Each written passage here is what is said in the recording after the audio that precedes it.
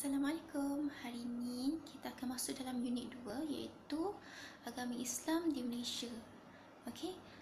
Kali ini cikgu akan fokuskan dalam topik ni, cikgu akan fokuskan kepada 3 perkara iaitu kepentingan memelihara sumber arkeologi, faktor-faktor kedatangan agama Islam pada zaman Kesultanan Melayu Melaka, dan perbezaan antara hukum kanun dan hukum dan undang-undang laut Melaka. So tiga benda yang cikgu akan fokuskan pada pembelajaran kita pada hari ini. Okey.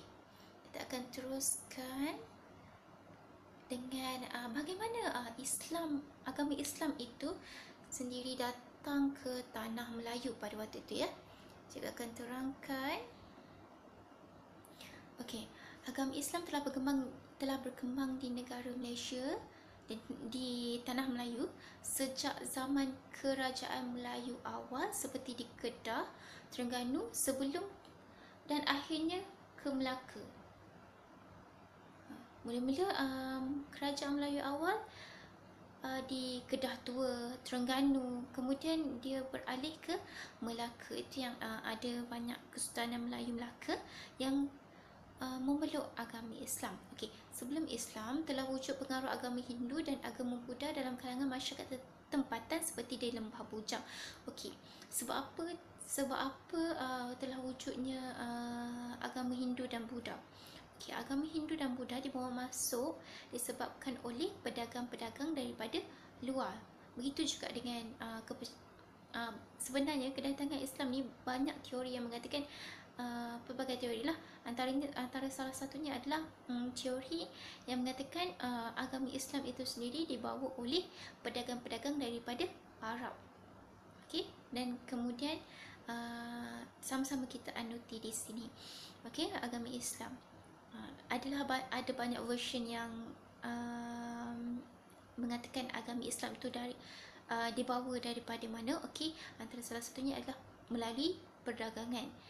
Ya, pada waktu tu pada waktu tanah Melayu merupakan pelabuhan entrepot.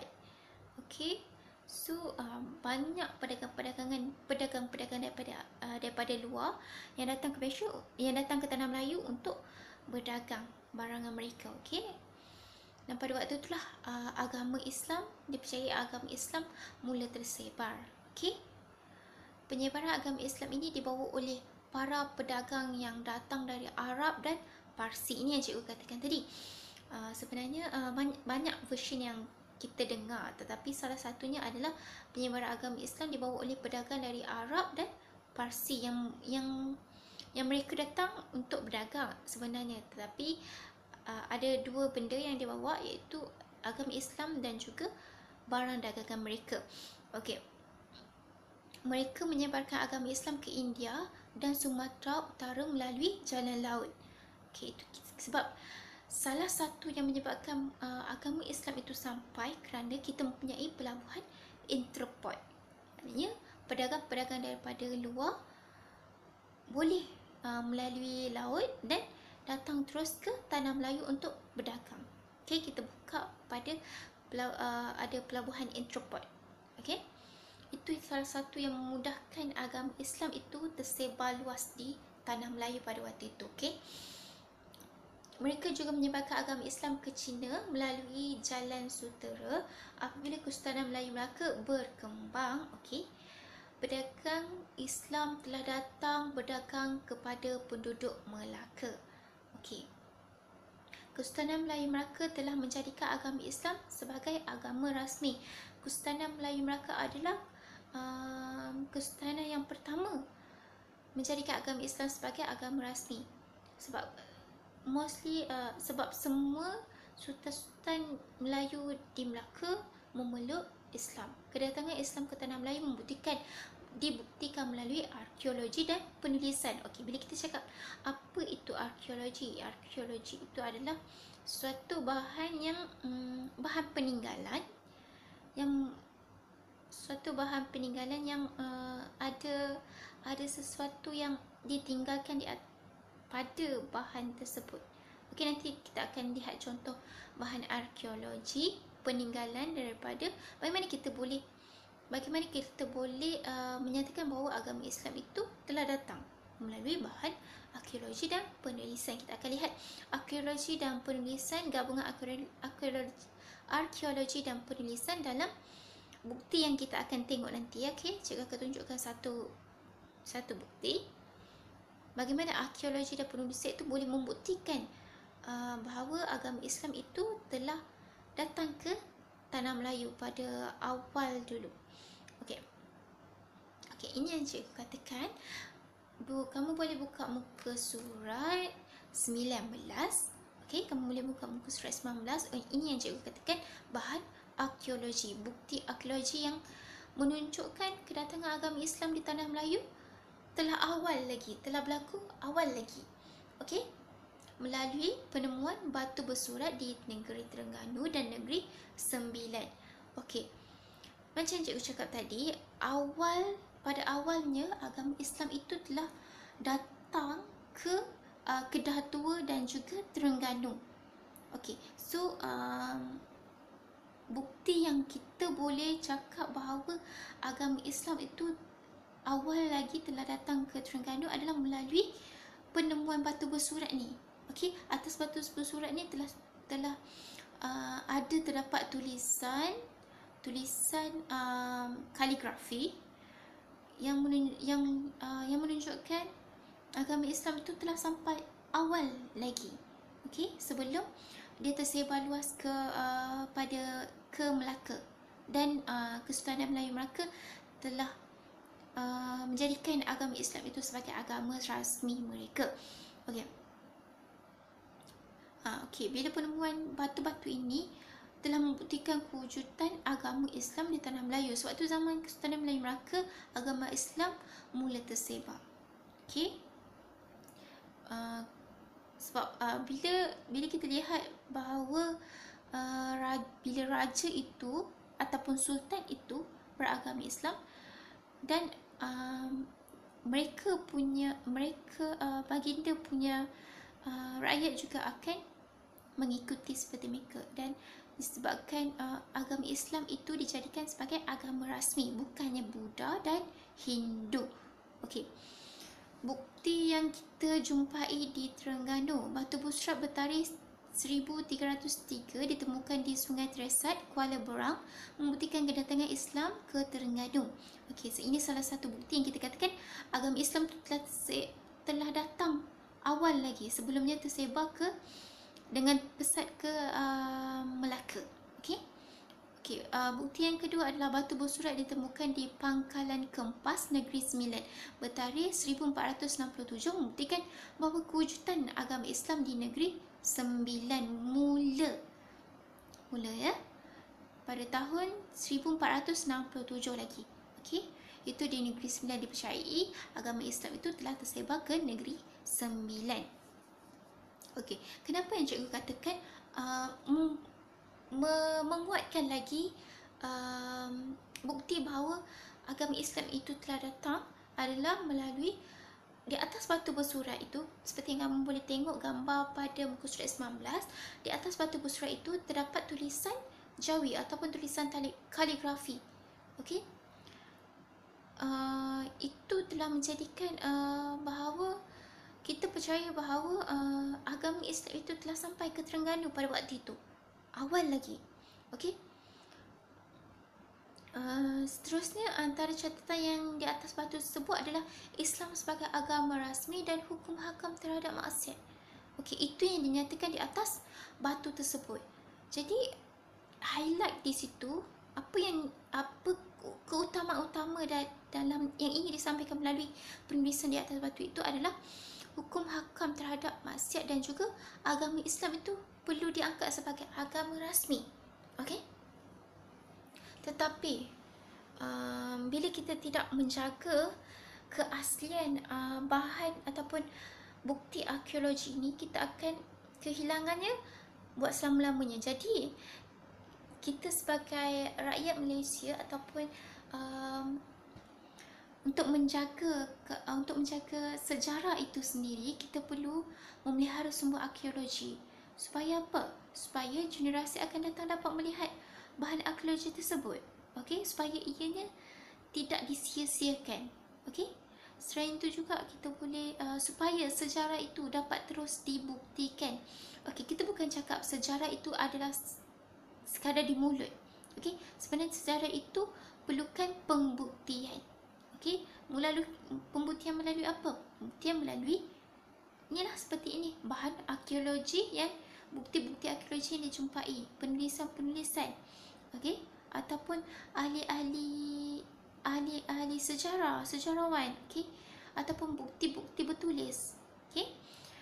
Seterusnya, kepentingan seterusnya adalah supaya keunikan negara terus terjamin. Okey.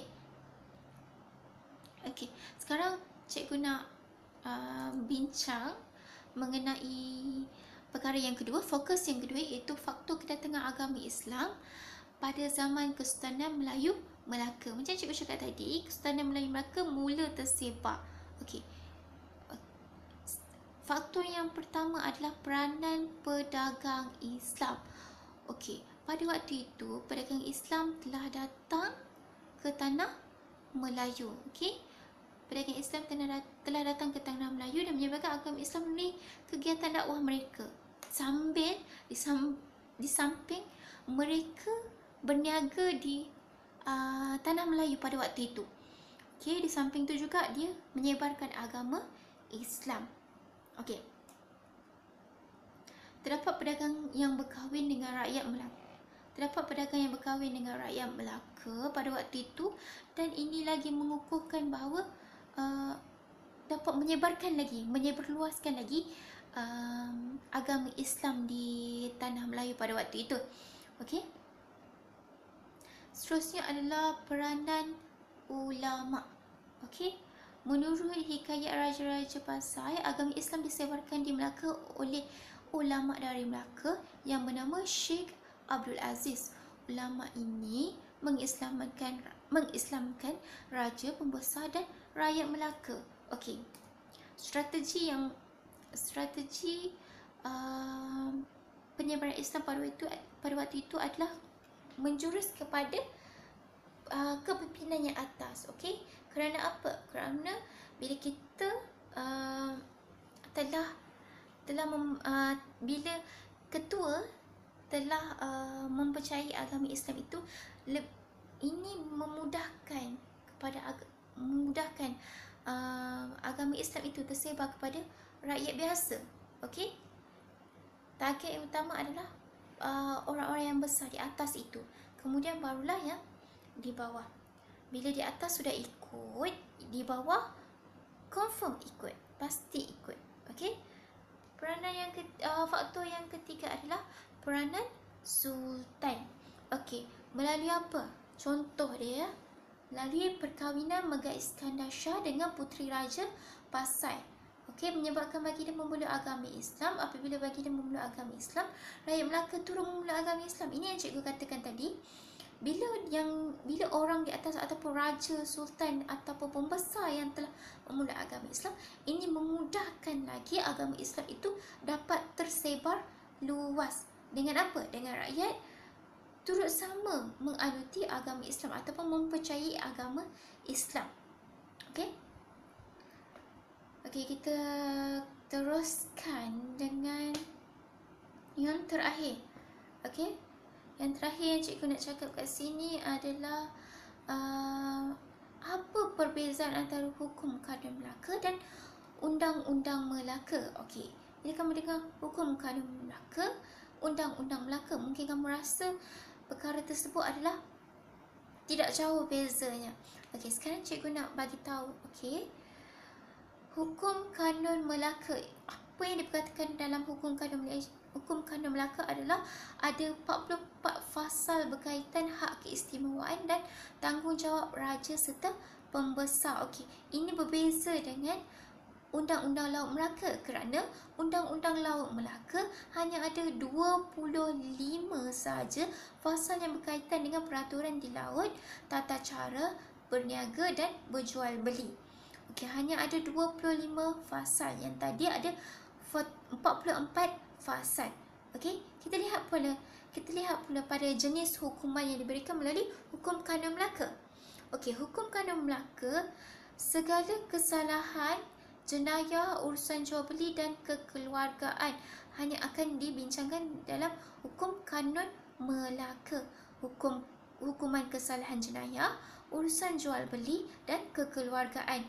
Okey, berbeza dengan Undang-Undang Melaka. Undang-Undang Melaka hanya ada hukuman terhadap kesalahan jenayah sahaja. Okey, tertakluk kepada kesalahan jenayah sahaja. Okey, kita lihat perbezaan tu ya. Okey, seterusnya, kenapa hukum kanun Melaka diwujudkan? Okey, kita lihat di sini pun terdapat perbezaan yang sangat ketara, iaitu hukum kanun Melaka mewujudkan keamanan dan keselamatan rakyat di negeri Melaka itu sendiri. Manakala Undang-Undang Laut Melaka melancarkan aktiviti perdagangan dan pemberian keyakinan kepada pedagang yang datang ke Melaka. Okey, untuk melancarkan aktiviti perdagangan. Okey, kalau hukum kanun Melaka mewujudkan keamanan dan keselamatan. Okey, nampak perbezaan yang sangat ketara di situ. Okey. Kedatangan agama Islam ke tanah Melayu dibuktikan dengan penemuan arkeologi tadilah. Okey, penemuan arkeologi yang mana melalui batu bersurat yang bertulis tulisan Jawi. So kita lihat bila tulisan Jawi dia sangat dekat dengan agama Islam, dan apa yang ditulis di dalam tulisan tersebut adalah menjurus kepada menyuruh Islam itu dijadikan sebagai agama rasmi. Okey.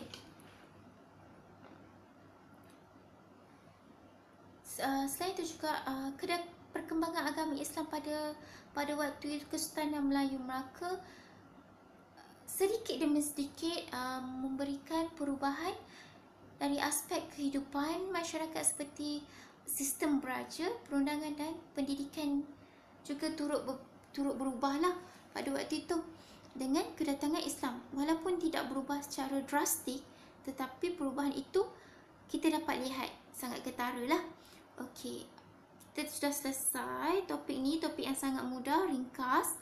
Jadi cikgu kat sini, cikgu dah sediakan 4 soalan.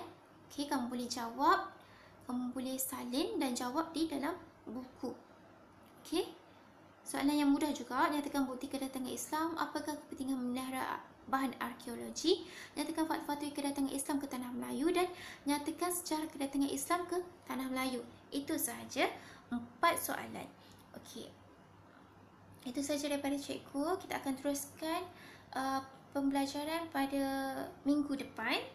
Okey, selamat belajar. Bye.